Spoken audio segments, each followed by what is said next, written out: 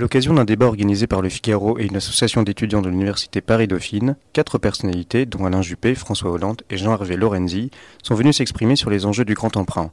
Si chacun a sa vision, tous se sont mis d'accord sur la nécessaire rénovation du modèle industriel français, ainsi que sur les besoins massifs en investissement dans la recherche et l'enseignement supérieur. Je trouve que, le grand emprunt a été dans sa caractéristique pédagogique, dans sa caractéristique de réflexion sur l'avenir de notre pays, absolument majeur. C'est très important cette affaire.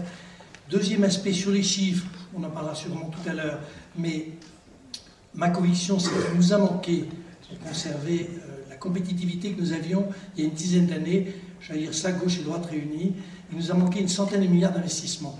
Il faudra les retrouver un jour ou l'autre, donc c'est un premier pas, en tout cas pour essayer de rétablir la situation. Je crois que ce problème de la valorisation de la recherche est pour nous essentiel. On va peut-être y revenir. Je cite souvent l'une des phrases qu'a eu devant nous l'une des personnalités qu'on a consultées, qui nous a dit quelle est la différence entre la recherche et l'innovation. La recherche, c'est mettre beaucoup d'argent pour trouver des idées. On n'est pas mauvais en France, même si on peut mettre un peu plus d'argent. Et l'innovation, c'est prendre des idées pour faire de l'argent. Et là, on n'est pas très bon. Et c'est ce lien entre la recherche et le transfert de la recherche au marché que nous avons essayé d'encourager. Les participants se sont toutefois longuement concentrés sur la question de la dette française.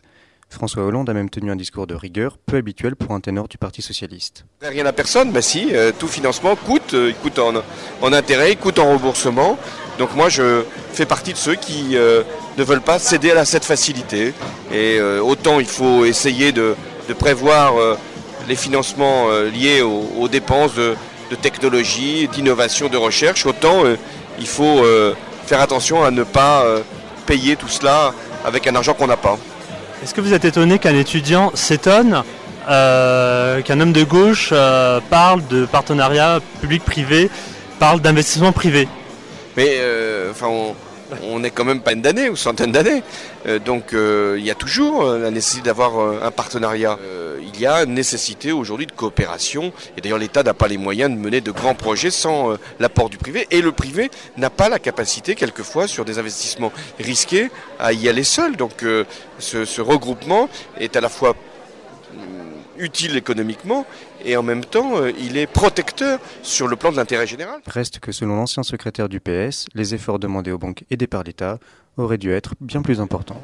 Ce qui a été finalement très préjudiciable dans les choix qui ont été faits lorsqu'il a fallu sauver le système bancaire, c'est que le président de la République n'est pas imposé en contrepartie du soutien financier public aux banques, une participation au capital, ce qui aurait permis une surveillance, ce qui aurait permis surtout, avec l'amélioration des cours de bourse qui est intervenue depuis, d'avoir des plus-values intéressantes pour le budget de l'État et nous aurait évité d'avoir à emprunter, y compris pour financer les mesures Juppé. Ah non, maintenant c'est trop tard. Parce que dès lors qu'on les a sauvées, qu'elles sont revenues à une situation financière tout à fait satisfaisante pour elles, eh bien elles se sont affranchies de toutes les contraintes. Et on a découvert par exemple que les objectifs qu'elles avaient à un moment annoncés, affichés pour les encours de crédit, pour les distributions de prêts, eh bien ces objectifs-là n'ont pas été atteints.